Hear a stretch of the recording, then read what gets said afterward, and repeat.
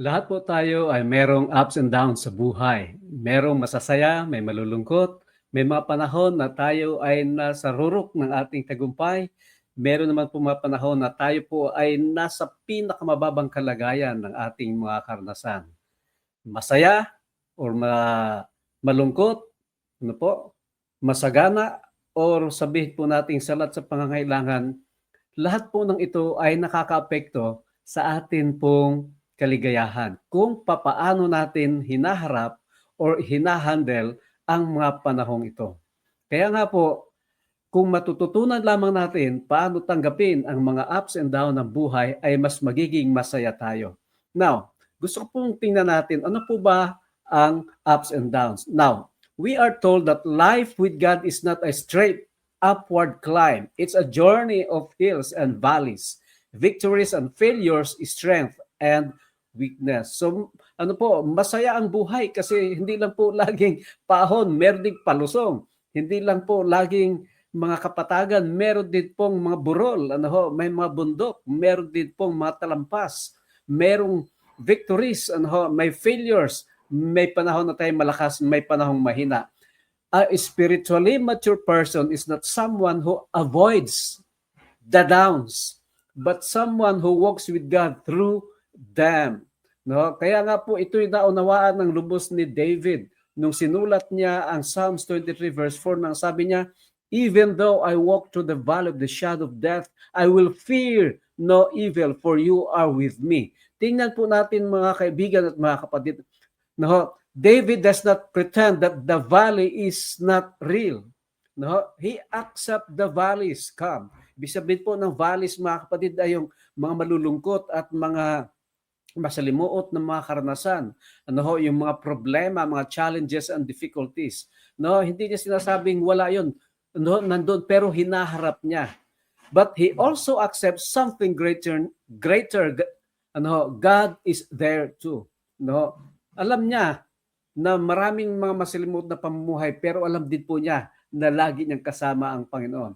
So kaya nga po, to accept ups and downs is not passively resigning yourself to whatever happens. Hindi ibig sabihin ay susuko na lang tayo mga kaibigan, mga kapatid. To accept ups and downs means choosing to trust that number one, God is consistent even when life is not. Ang Panginoon ay laging nariyan. Consistent po siya sa kanyang pangangalaga, pag-iingat, at pagkakaloob ng ating pangangailangan at pagpapala at pagliligtas kahit na ang ating buhay ay masalimuot. Number two, God's love does not rise and fall with your circumstances. Ang ating pong kalagayan maaring magbabago, pero ang pag-ibig ng Panginoon kahit kailan ay hindi nagbabago. Number three, God's purpose for you remains firm even when your emotions are not. May panahon na tayo emotional. Iniisip natin na ako'y nakalimutan na ng Panginoon, hindi ako mahal ng Panginoon. Pero mga kapatid, ang layunin ng Panginoon sa iyo at sa akin ay kahit kailan ay hindi nagbabago. Yan po'y nananatili. Kahit na ang ating pananaw sa buhay ay nagbabago. Number four, God's presence is steady whether you are on the mountain or in the valley.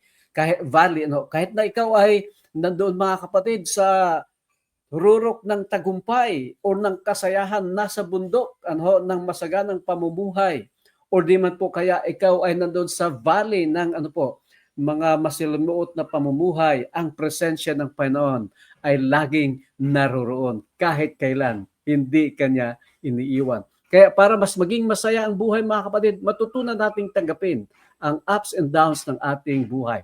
Every up can teach you gratitude. So kapag ikaw ay nasa rurok ng tagumpay, kasaganaan at kaligayahan, magpasalamat. Kung ikaw naman po ay nasa pagbagsak, ito naman po yung nagtuturo na magtiwala at manalig tayong lubusan sa ating Panginoon. Pareho ito, both can shape your character and deepen your faith. Kaya nga po, your calling today is simple. Walk with God in whatever season you are in. Celebrate the highs. Yung highs ay yung victories with humility and endure the lows with hope. Tayo manatiling matatag sa kabila ng mga pagsubok at yung mababang karanasan ng buhay. And know that neither one defines you. God does. Mga kaibigan at mga kapatid, kung ano man ang iyong kalagayan ngayon, hindi nangangahulugan no, na yun na ang iyong tunay na kalagayan. No, kundi no, ang nagde-define sa iyo ay ang Panginoon. Hindi ang tingin at turing ng ibang tao, kundi ang mahalaga, ang turing at tingin sa iyo ng Panginoon. Kaya, accepts ups and downs at magiging masaya ang iyong buhay, lamang nalalaman mong ang Panginoon ay laging nasa sa iyo. Kung meron po kayong mga katanungan, huwag ho kayong mag-atubiling. Inyo pong kontakin ang inyong lingkod, Pastor Romy Lagunera. Maraming salamat po. God bless you.